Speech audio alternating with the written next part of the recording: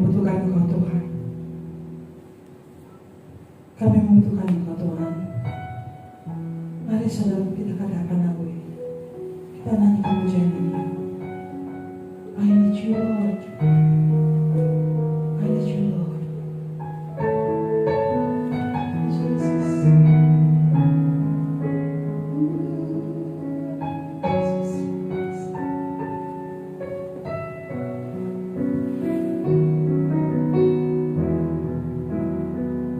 I need you more than yesterday. I need you more than words can say. I need you more than ever before. I need you Lord.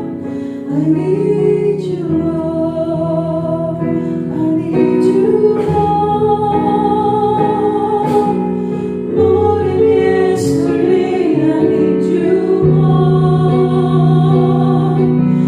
more than words can say. I need you more than ever before. I need you Lord. I need you Lord.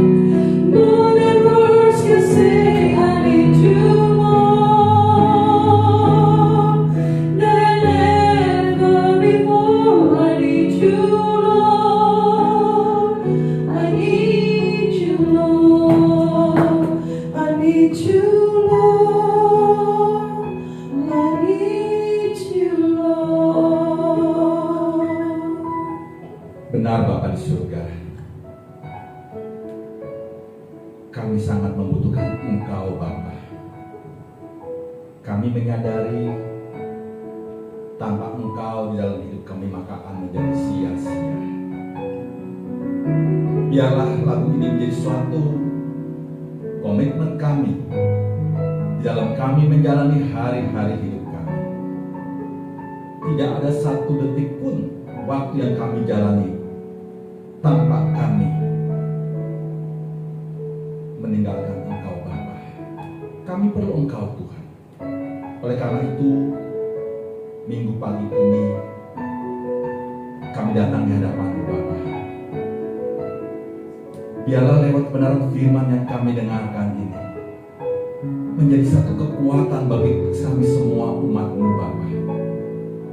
Menjadi suatu pengharapan di dalam Engkau Yesus Kristus.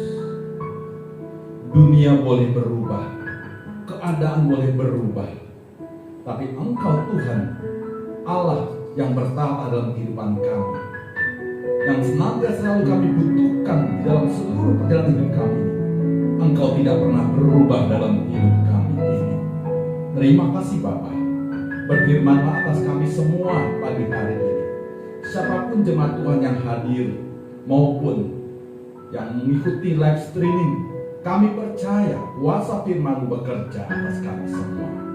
Oleh karena itu Roh Kudus, kami membuka hati dan pikiran kami. Biarlah Roh Kudus bekerja atas setiap pribadi kami, menegur, menyadarkan, mengingatkan setiap kami untuk kami berjalan seturut kehendak-Mu saja Bapa.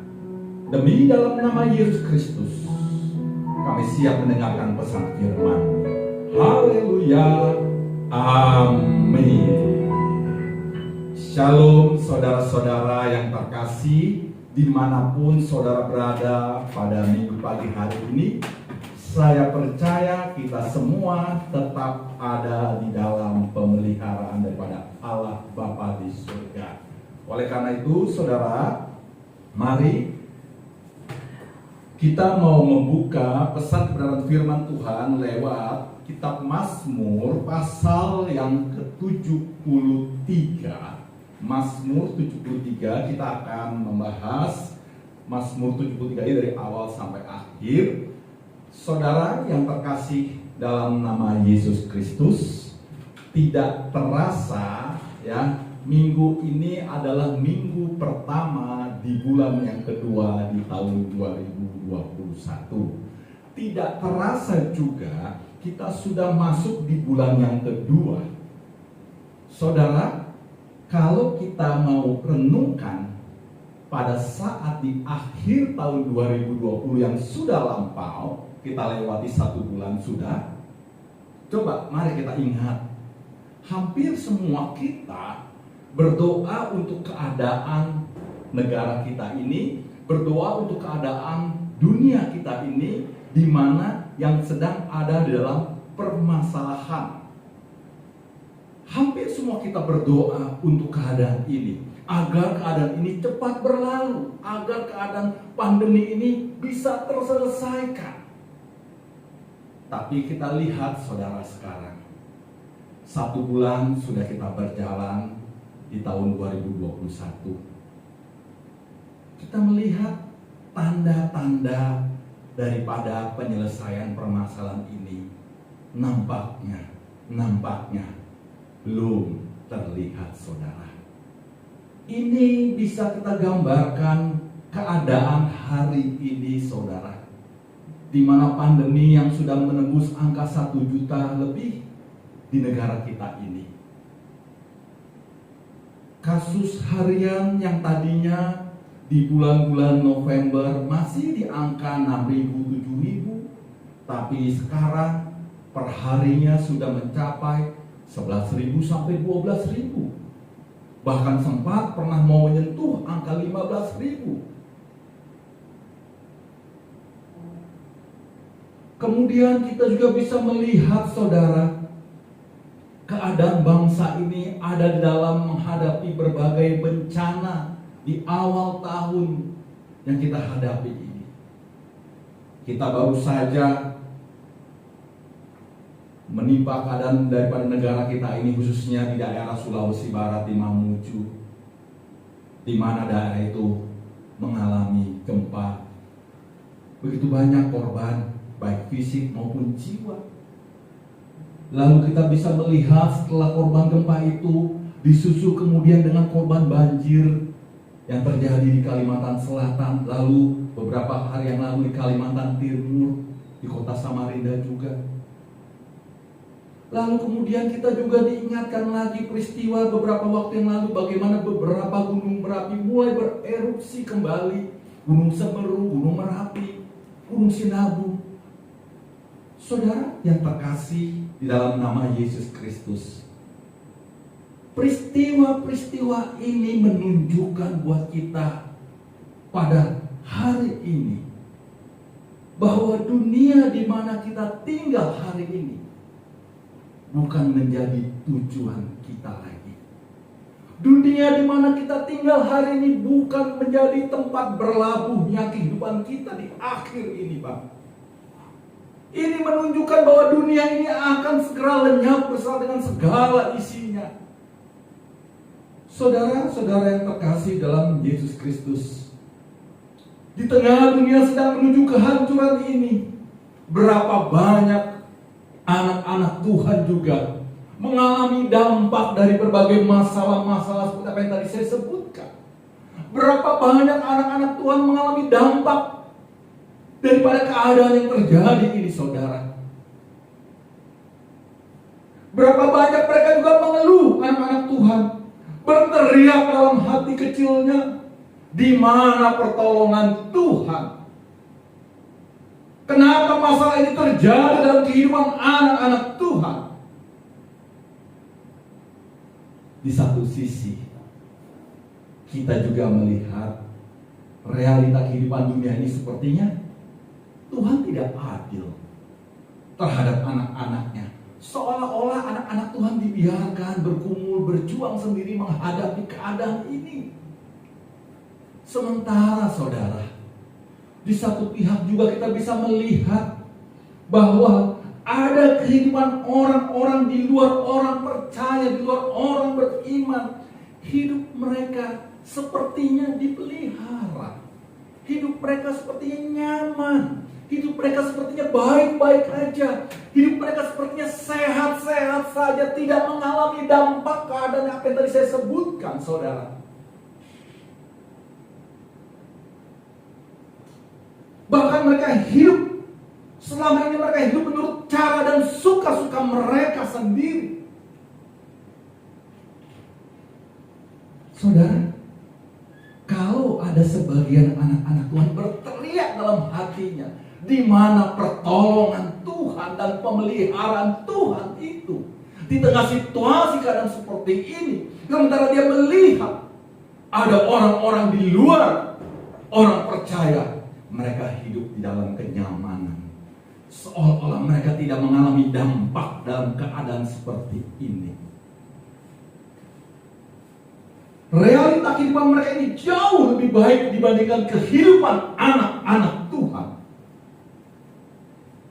Saudara yang terkasih dalam Tuhan, bagaimana kita menghadapi dan menyelesaikan keadaan ini dalam konteks kehidupan orang percaya atau orang beriman yang berada dalam situasi spiritual yang tandus ini? Bagaimana kita sebagai orang beriman menyelesaikan dan menghadapi keadaan ini ketika kondisi keadaan spiritual dan keadaan spiritual yang tandus menghadapi keadaan seperti ini? Bapak, Ibu, Saudara yang terkasih dalam Tuhan, Mazmur 73 ini adalah dikatakan Mazmur Asaf. Siapa Asaf ini? Asaf adalah pemimpin pujian di dalam istana Daud, di mana Daud memilih Asaf sebagai pemimpin pujian atau pemimpin pemusik di istana Daud ini. Sudah tentu kriteria yang dipilih oleh Daud. Asaf adalah orang-orang yang berkenan, memiliki kapabilitas, kemampuan. Terlebih daripada itu, mungkin juga keberagamaannya, ketaatannya dalam Taurat juga tidak diragukan, karena dia harus memimpin sebagai pemimpin musik di dalam istana Daud ini. Artinya kita nggak meragukan keberagaman daripada Asaf ini. Saudara, Mazmur 73 ini menceritakan bagaimana perjuangan Asaf dalam menghadapi pergumulan hidupnya. Kalau boleh dikata sebenarnya Asaf mengalami suatu kekeringan di dalam pergumulan spiritualitasnya. Mengapa demikian? Hidup Asaf tidak pernah bercela di hadapan Tuhan dan selalu melakukan hal yang baik dan berkenan bagi Allah. Akan tetapi saudara, tidak menjamin hubungan harmonis antara Asaf dan Allah.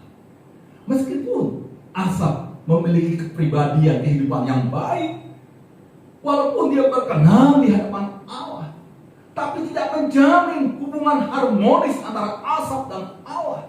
Ini mengingatkan buat kita juga saudara. Meskipun saudara memiliki kehidupan yang baik-baik di mata Tuhan, engkau setia, bukan berarti hubunganmu, relasimu dengan Tuhan, kehidupanmu akan berjalan mulus-mulus tanpa masalah. Saudara yang terkasih dalam Tuhan, apa yang kita dapatkan lewat Mazmur 73 ini, kita pelajari dari peristiwa Asaf ini, bahwa orang seperti Asaf yang kelihatannya tumbuh dengan kerohanian yang baik, justru mengalami suatu musim kemarau dalam hidupnya. Ia mengalami ketandusan spiritual yang justru membawa dia ke dalam situasi yang hampir berbalik dari Allah. Kalau kita melihat Mazmur ini, Asaf memulai pernyataannya dengan mengatakan di dalam ayat yang pertama, dikatakan demikian: sesungguhnya Allah itu baik bagi mereka yang tulus hatinya, bagi mereka yang bersih hatinya. Saudara, Asaf mempunyai pola pemahaman, cara berpikir bahwa Allah yang selama ini disembahnya merupakan Allah yang baik, Allah yang mengasihi anak-anaknya. Inilah pemahaman Asaf, sehingga dikatakan sesungguhnya Allah itu baik bagi mereka yang tulus hatinya dan bagi mereka yang bersih hatinya. Lihat saudara, cara berpikir Asaf di dalam ayat pertama menyampaikan pesan buat kita semua. Pemahaman Asaf mengenai Tuhan Allahnya, bahwa Allah yang baik itu ya sungguh baik bagi mereka untuk anak-anaknya yang memiliki ketulusan hati, memiliki kebersihan hatinya.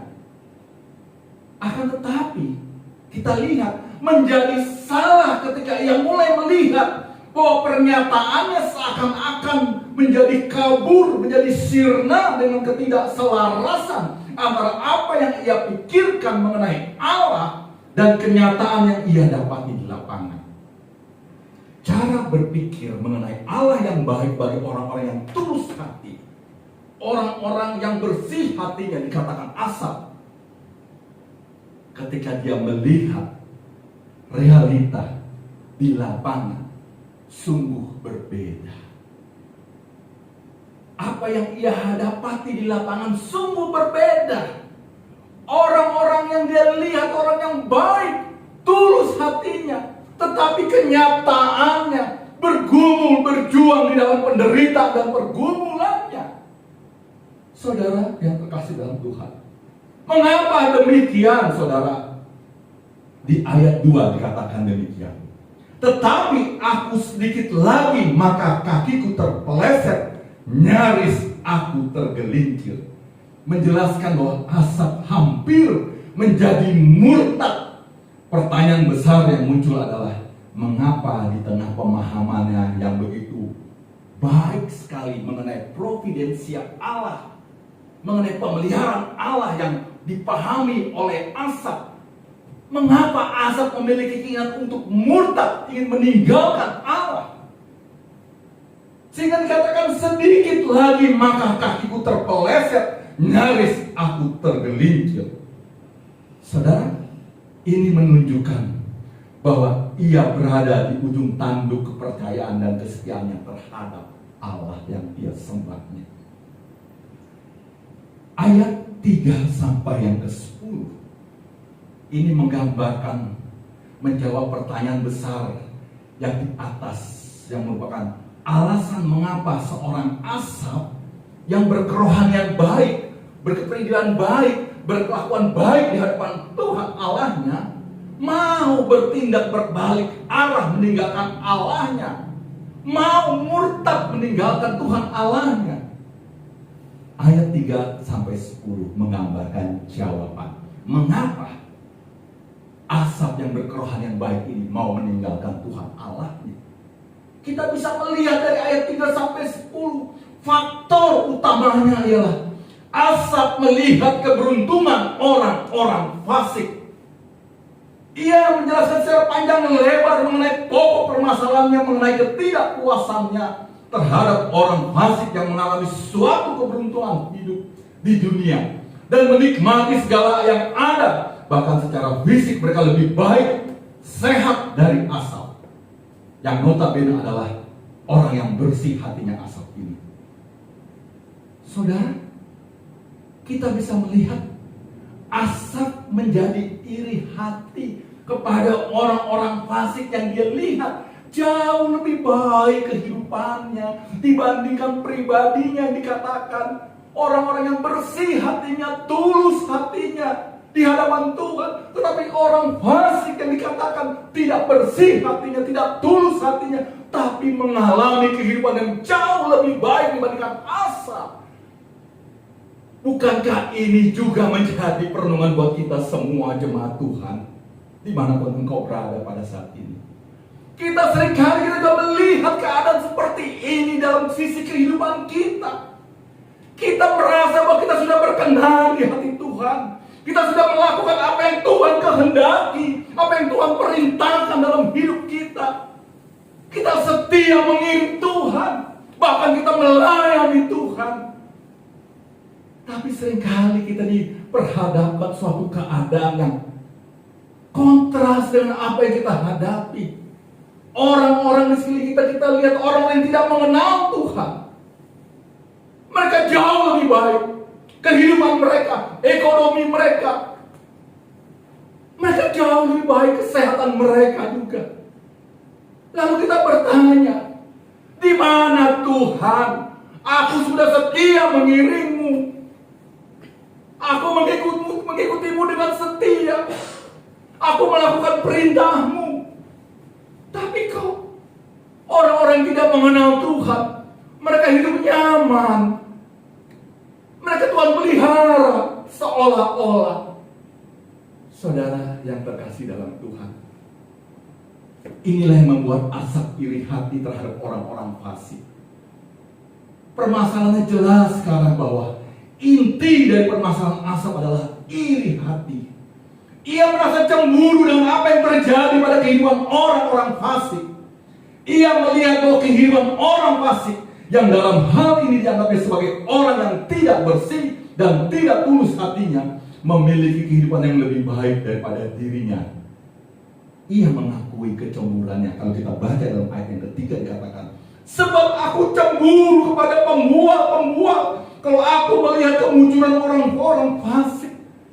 Asaf iri hati.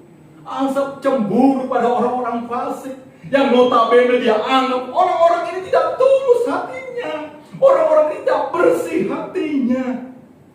Tetapi kenapa mereka hidupnya nyaman, seolah hidupnya diberkati, tidak ada permasalahan, ekonominya baik-baik saja, kesehatannya baik-baik saja? Bukankah itu juga sering ada dalam pikiran kita? Kenapa Tuhan izinkan aku menghadapi seperti ini? Aku sudah sekian lama setia mengikut Tuhan. Kenapa hidupku seperti ini, ekonomiku? Kenapa kesehatanku seperti ini? Begitu banyak pertanyaan mengapa kita lontarkan kepada Tuhan Allah kita. Ketika kita melihat terjadi di lapangan, sangat berbeda dengan apa yang kita alami.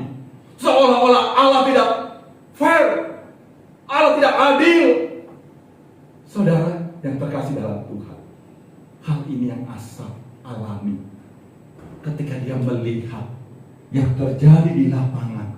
Sangat berbeda dengan pemahamannya ketika di ayat 1 dikatakan bahwa Allah baik bagi orang-orang yang tulus hatinya dan bersih hatinya. Inilah pemahaman Asaf yang begitu luar biasa, keyakinan yang luar biasa. Tetapi keyakinannya itu mulai sirna, mulai luntur ketika dia menghadapi, dia melihat di lapangan realitanya. Aku tidak menghadapi hal-hal yang baik di hidupku. Saudara yang terkasih dalam Yesus Kristus, mari, ketika Asaf iri hati, seharusnya tidak terjadi pada dirinya jika ia menyadari bahwa pernyataan awalnya di ayat pertama itu merupakan sesuatu yang ia imani.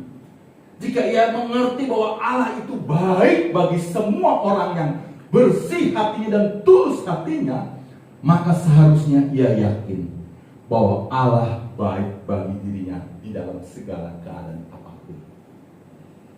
Akan tetapi keadaan yang terjadi sebaliknya, saudara. Justru ia mulai membanding-bandingkan dirinya dengan orang fasik yang dinilainya tidak menjaga kemurnian hatinya.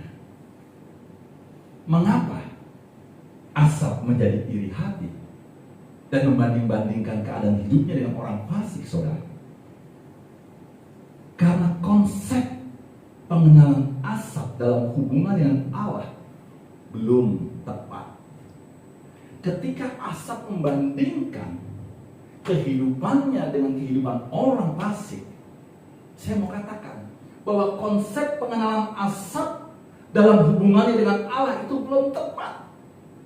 Karena dia membandingkan pribadinya dengan orang fasik, orang yang tidak mengenal Tuhan. Begitupun kita, saudara. Ketika kita mulai membanding-bandingkan hidup kita dengan orang yang tidak mengenal Tuhan, orang yang tidak beriman kepada Yesus Kristus, kita merasa mereka jauh lebih baik, mereka lebih nyaman hidup mereka. Saya mau katakan, konsep pengenalan Tuhan Allah kita kalau seperti ini belum tepat, saudara.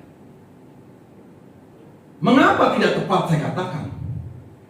Asaf mempunyai konsep hidup keberagamaan dalam hidupnya.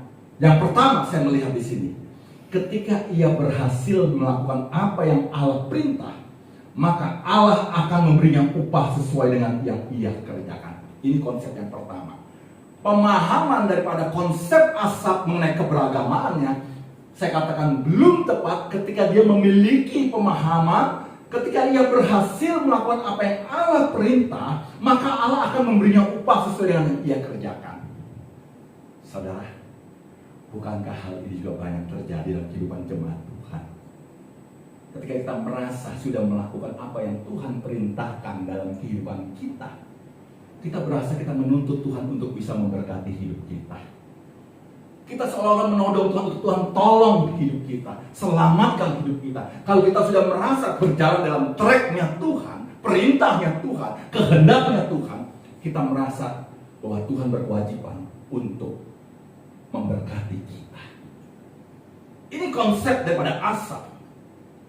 Yang kedua saya melihat Asaf melakukan kewajiban agama sebaik mungkin agar supaya ia dilihat sebagai orang yang bersih hatinya di hadapan Allah, dan bahwa ia berhak mendapatkan janji Allah bagi orang yang berhasil menjaga kemurnian hatinya.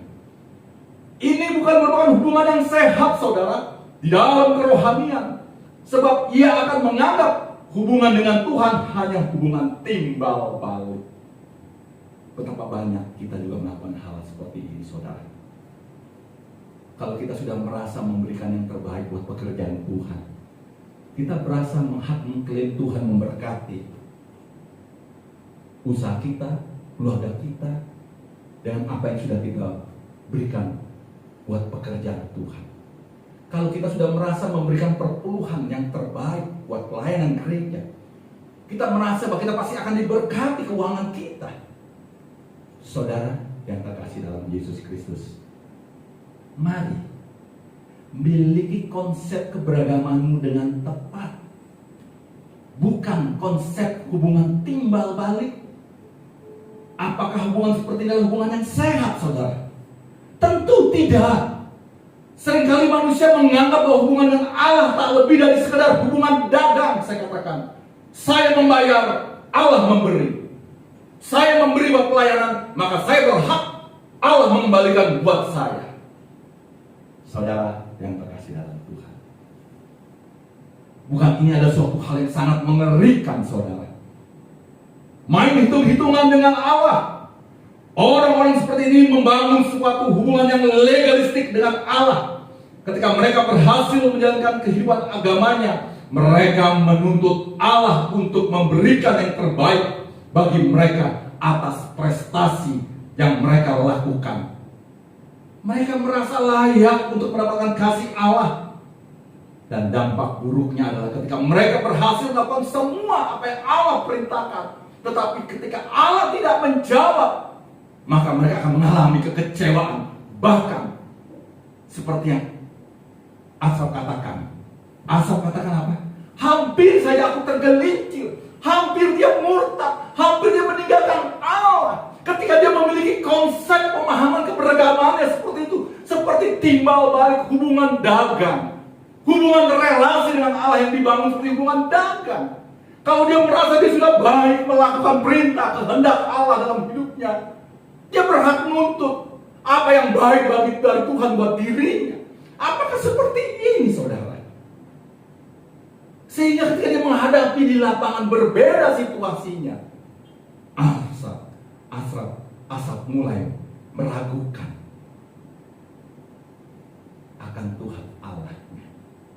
Begitupun jemaat Tuhan, banyak di antara kita juga mulai meragukan Tuhan. Ketika kita merasa berjasa buat Tuhan, berjasa buat pelayanan Tuhan, berjasa buat gereja, engkau sudah melakukan, menyerahkan hidupmu, waktumu, bahkan uangmu buat serta taruhkan buat pelayanan Tuhan. Di suatu saat engkau menghadapi situasi yang tidak menyamankan hidupmu, engkau melihat betapa orang yang tidak pelayanan, orang yang tidak pernah memberi buat pelayanan gereja, bahkan orang yang tidak beriman, hidupnya baik, nyaman, sehat, diberkati. Timbul ada keraguan dalam hidupmu. Timbul mulai ada, di mana engkau Tuhan? Kenapa engkau berikan aku dalam keadaan seperti ini? Aku yang sudah setia mengiring Tuhan, setia dalam melakukan kehendak Bapa dalam hidupku. Kenapa aku mengalami keadaan seperti ini, sakit penyakit, dan lain-lain sebagainya. Begitu banyak pertanyaan-pertanyaan kita lontarkan kepada Tuhan Allah kita. Ketika kita mulai membanding-bandingkan, kita mulai cemburu, kita mulai iri hati dengan keadaan orang lain yang tidak mengenal Tuhan lebih baik hidupnya. Saudara yang terkasih dalam Yesus Kristus, Allah tidak bertindak sesuai dengan yang mereka harapkan. Maka disinilah mereka mulai mengeluh dan bahkan menuntut Allah. Hubungan seperti ini bukan suatu relasi personal yang sehat. Hubungan seolah timbal balik ini bukanlah hubungan relasi personal yang sehat, tetapi hubungan legalistik. Saya katakan, engkau memberi maka engkau berhak menuntutnya kembali. Saya katakan, hubungan kita dengan Allah janganlah hubungan seperti orang dagang. Saya membayar, Allah memberi. Tapi hubunganmu kepada Tuhan Allahmu adalah hubungan relasi personal yang intim, yang sehat, tanpa ada ikatan apapun. Karena engkau percaya akan jaminan Tuhan, engkau percaya akan pemeliharaan Tuhan dalam hidupmu, di dalam setiap keadaan, dalam setiap kesempatan yang engkau hadapi. Tapi kalau engkau membangun hubungan dengan Allahmu dengan hubungan legalistik, maka tuntutan-tuntutan yang engkau minta dari Tuhan Allahmu, dan ketika itu tidak terjadi, maka kekecewaan, bahkan bisa jadi engkau bisa murtad meninggalkan Tuhan Allahmu. Karena engkau meragukan di mana kuasa Tuhan itu, di mana janji Tuhan itu. Saudara yang terkasih dalam nama Yesus Kristus, mari periksa hubungan personal kita dengan Tuhan. Apakah kita bangun dengan hubungan legalistik, hubungan dagang, ataukah kita bangun dengan hubungan relasi personal yang sehat tanpa adanya tuntutan permintaan dari Tuhan Allahmu ketika engkau mengikut Dia dan mengiring Dia sampai akhir hidupmu. Bapak Ibu, saudara yang terkasih dalam Tuhan, kalau kehidupan kerohanian kita didasarkan pada hubungan seperti ini, maka yang akan didapatkan adalah kekecewaan, dan kekecewaan. Kalau engkau membangun hubunganmu dengan Tuhan Allahmu seperti hubungan legalistik, ya, hubungan tawar-menawar, hubungan dagang, maka engkau suatu kali ketika engkau sudah memberi, engkau tidak menerimanya kembali, maka kekecewaan engkau alami.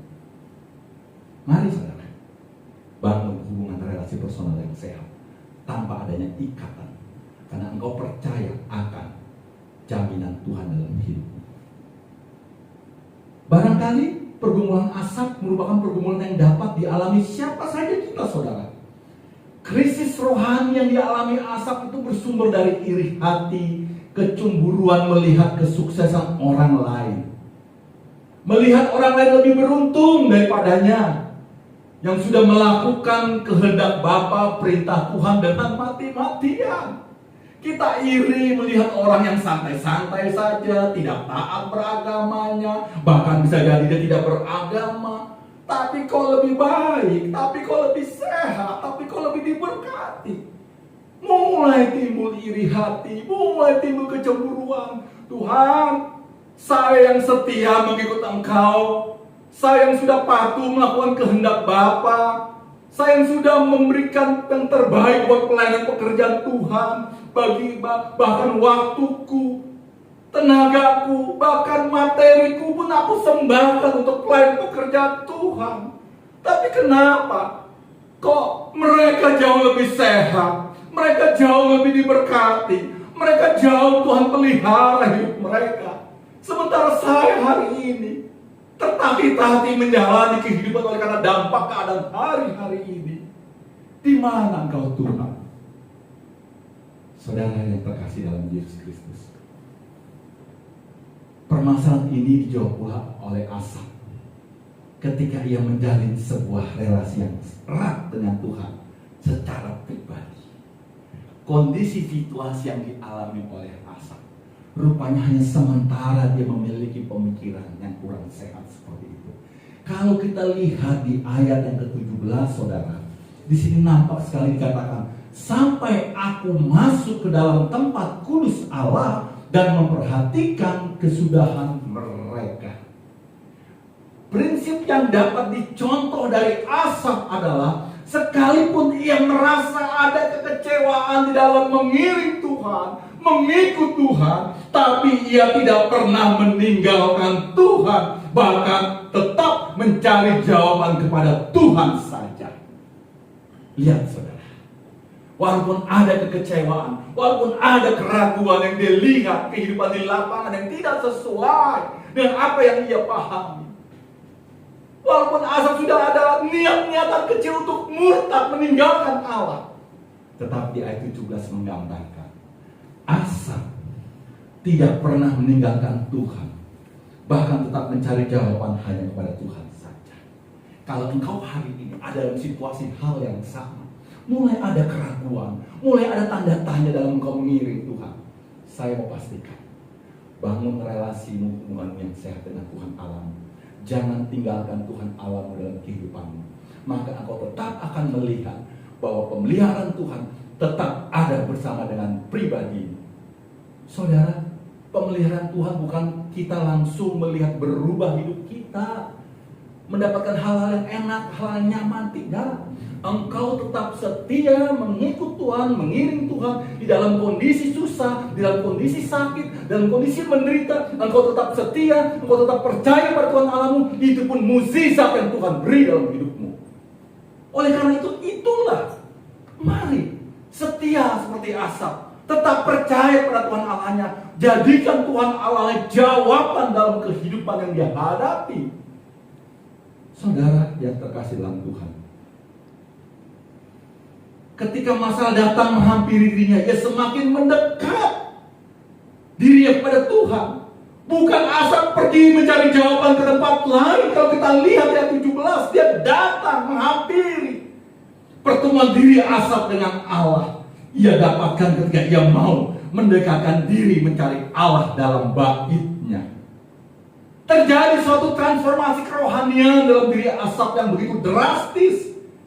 Jika di awal ia merasa iri dengan orang-orang fasik dan kehidupan mereka menjadi standar menilai hidupnya, maka kita lihat setelah ayat 17 menggambarkan keadaan asap mengalami suatu perubahan. Yang tadinya dia merasa iri, merasa cemburu pada orang-orang fasik yang jauh lebih enak, jauh lebih nyaman, jauh lebih sehat, jauh lebih diberkati. Maka kekecewaan asap terobati setelah dia memiliki hubungan relasi yang erat dengan Tuhan Allahnya. Setelah ayat 17, kita lihat di ayat 25 jelas sekali. Maka ketika ia berada dekat Allah, ia menjawab di ayat 25 bahwa hanya Allah yang ia inginkan di bumi, tidak ada yang lain. Luar biasa, saudara. Asap mendapatkan jawabannya. Kekecewaannya terobati. Sehingga pada akhirnya di ayat 25 dia katakan, hanya Allah yang kuinginkan di bumi, tidak ada yang lain. Saudara, ini menjadi suatu peringatan buat kita semua, saudara. Kalau engkau mungkin hari-hari sudah hampir putus asa, engkau mungkin kecewa menghadapi keadaan dunia hari ini. Ada yang bermasalah dengan pekerjaan, ada yang bersalah dengan sakit penyakit, ada yang bermasalah dengan hubungan keluarga, rumah tanggamu. Saya mau katakan, jangan engkau berputus asa. Balikan arahmu, hubunganmu dengan relasi yang sehat dengan Tuhan. Bangun. Seperti apa yang Asaf lakukan. Kekecewaannya terobati setelah dia memiliki relasi yang intim dengan Tuhan di ayat yang ke-17 ini. Sehingga dia bisa mengatakan, hanya Allah yang ia inginkan, di bumi tidak ada yang lain. Tidak ada lagi kecemburuan, tidak ada lagi iri hati pada orang-orang fasik itu. Walaupun hidupnya mungkin menderita, walaupun hidupnya susah, walaupun hidupnya ada sakit penyakit, tetapi dia katakan, hanya Allah yang kuinginkan di bumi ini. Pernyataan itulah menjadi suatu kekuatan buat kita pada pagi hari ini, saudara. Apa yang menjadi kebutuhanmu? Kalau engkau hari ini berputus harapan, engkau hari ini sudah give up, hopeless akan keadaan ini, kembali bangun relasimu dengan Tuhan secara sehat. Percayakan pribadimu hidupmu di tangannya. Maka engkau hanya bisa berkata, hanya engkau Tuhan di bumi satu-satunya yang kuharapkan. Tidak ada yang lain. Tidak ada yang lain lagi selain engkau di bumi ini. Saudara yang terkasih dalam Yesus Kristus, perjalanan spiritual seseorang akan menentukan bagaimana ia menemukan Allah bekerja di dalam hidupnya. Seperti Asaf dengan perjalanan panjangnya, ia menemukan bahwa ternyata Allah adalah kesukaannya ketika ia membangun hubungan personal dengan Allah. Ia mengalami Allah, ia tahu bahwa segala sesuatu ada di dalam kendali Allah. Maka tidak ada yang dapat mengganggu pikirannya, karena ia mengerti konsep dirinya dengan baik. Satu pelajaran yang berharga dari Asaf, bahwa pencobaan yang Allah izinkan menjadi membuat kita dimurnikan umat Tuhan. Setiap pribadi kita, semakin kita bertumbuh di dalam kerohanian kita dan menyadari bahwa segalanya kendali ada di tangan Allah. Saudara, mari bangun personal hubungan dengan sehat dengan Tuhan Allah ini. Dan pastikan tetap kita imani, Dia Allah yang tidak pernah berubah. Dia Allah yang tetap baik bagi orang-orang yang tulus hati dan bersih hatinya. Kalaupun engkau ada dalam suatu keadaan hari ini yang tidak mengenakan, engkau melihat ada orang-orang di sana yang jauh lebih nyaman hidupnya, padahal mereka jauh dari Tuhan, bahkan mereka tidak mengakui Yesus sebagai Tuhan dan Juru Selamat dalam hidupnya. Engkau tidak perlu iri hati atas orang-orang seperti ini. Setialah engkau mengiring Tuhan.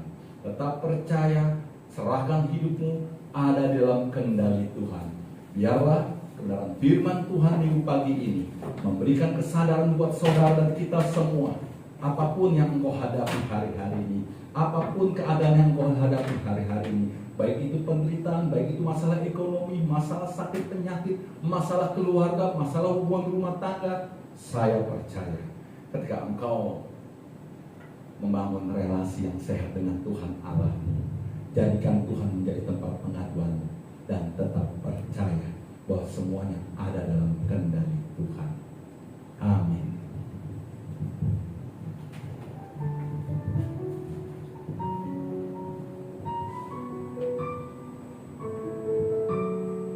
Saudara, kita naikkan satu pujian, Selain Kau Tiada Yang Lain. Lagu ini adalah bagian daripada Mazmur 73 yang tulisan oleh Asaf. Lagu ini menggambarkan ketika Asaf menyadari bahwa kekecewaan yang dialami di awal-awal, dan ketika dia tetap terus membangun relasinya kepada Tuhan, maka dia menemukan jawabannya bahwa hidupnya hanya ada dalam kendali Tuhan saja.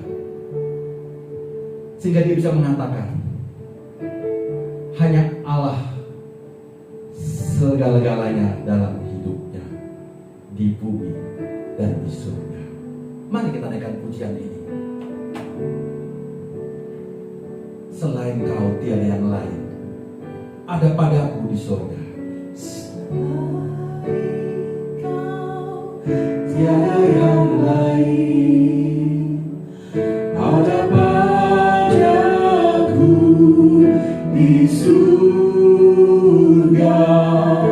Selain Kau, tiada yang lain, yang ku ingin di bumi, yang ku ingin di bumi. Selain-Mu dagingku dan hatiku habis kenyang. Gunung batu dan bagianku,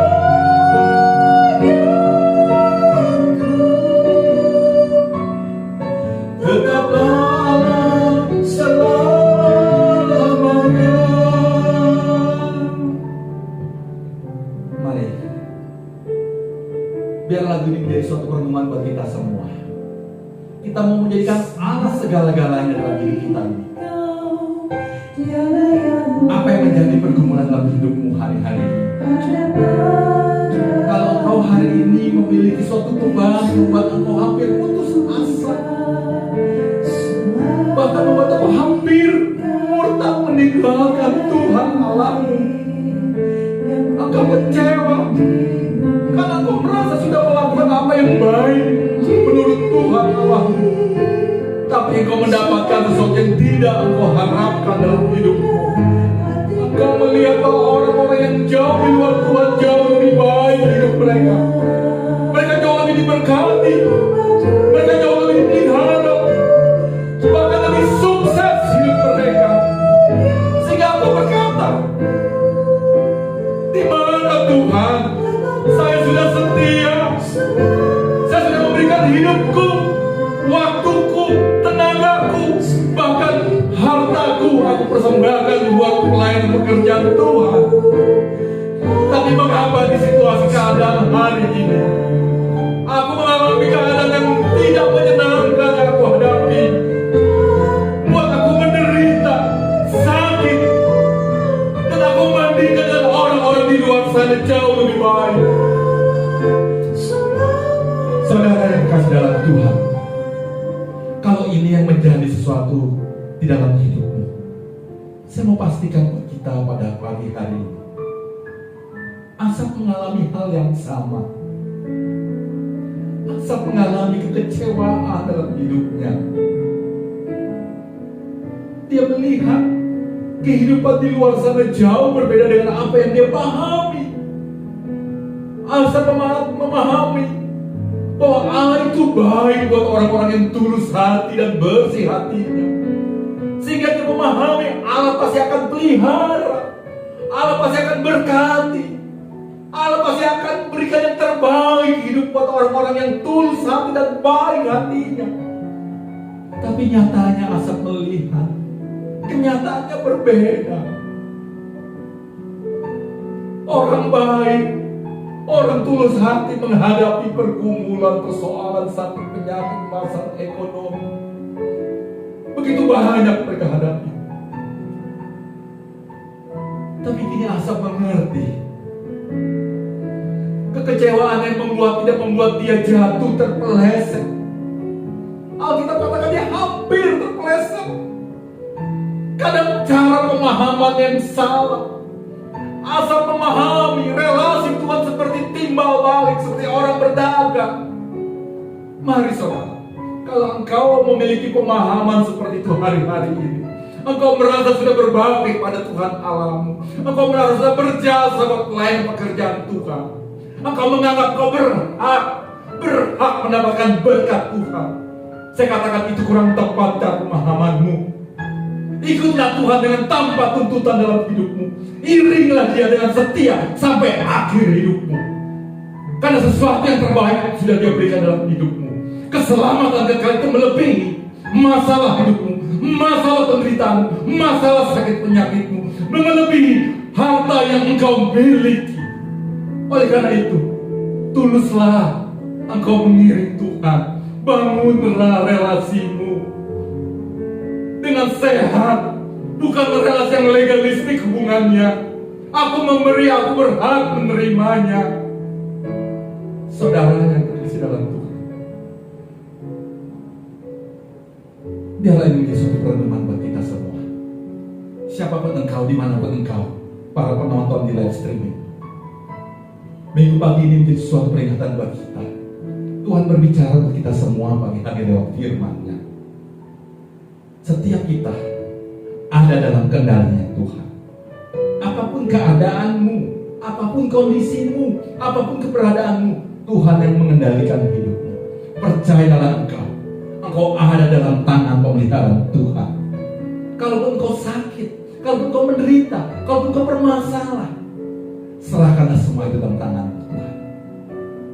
Setialah, bangun relasimu dengan benar kepada Tuhan Allah. Engkau akan melihat pertolongan yang seperti apa yang Asaf alami, sehingga dia sudah mengatakan, Allah lah satu-satunya gunung batuku, pertolonganku. Mari kita naikkan lagu ini. Sekalipun dan hatiku